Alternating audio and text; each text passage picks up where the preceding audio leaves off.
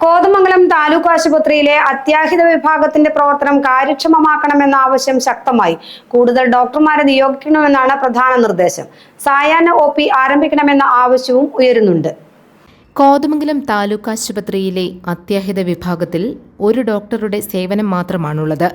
ഇതുമൂലം പലപ്പോഴും രോഗികളുടെ തിരക്ക് അനുഭവപ്പെടുകയാണ്. മണിക്കൂറുകളോളം കാത്തിരുന്നാണ് രോഗികൾ പലപ്പോഴും ഡോക്ടറെ കാണുന്നത്. രോഗം മൂലം അവശതയിലായവർ പോലും ഇങ്ങനെ കാത്തിരിക്കേണ്ടി വരുന്നുണ്ട്. അപകടം പോലുള്ള അടിയന്തര സാഹചര്യങ്ങളുണ്ടായാൽ കാത്തിരിപ്പ് നീളും. 1 മണി വരെയാണ് OP സമയം.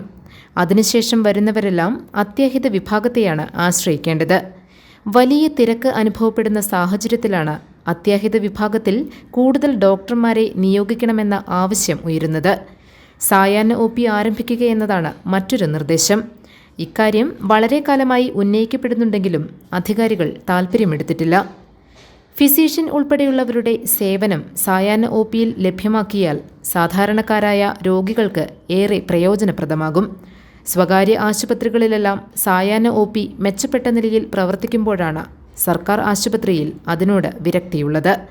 സ്വകാര്യ പ്രാക്ടീസ് ഉൾപ്പെടെയുള്ള സൗകര്യങ്ങളാണ് ഇതിന് കാരണമെന്നാണ് ചൂണ്ടിക്കാണിക്കപ്പെടുന്നത്.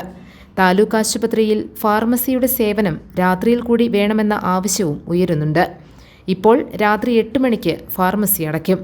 അതിനുശേഷവും നിരവധി പേരാണ് ആശുപത്രിയിലെത്തുന്നത്. അവരെല്ലാം പുറമേയുള്ള മെഡിക്കൽ സ്റ്റോറുകളിൽ നിന്നാണ് മരുന്നുകൾ വാങ്ങുന്നത്.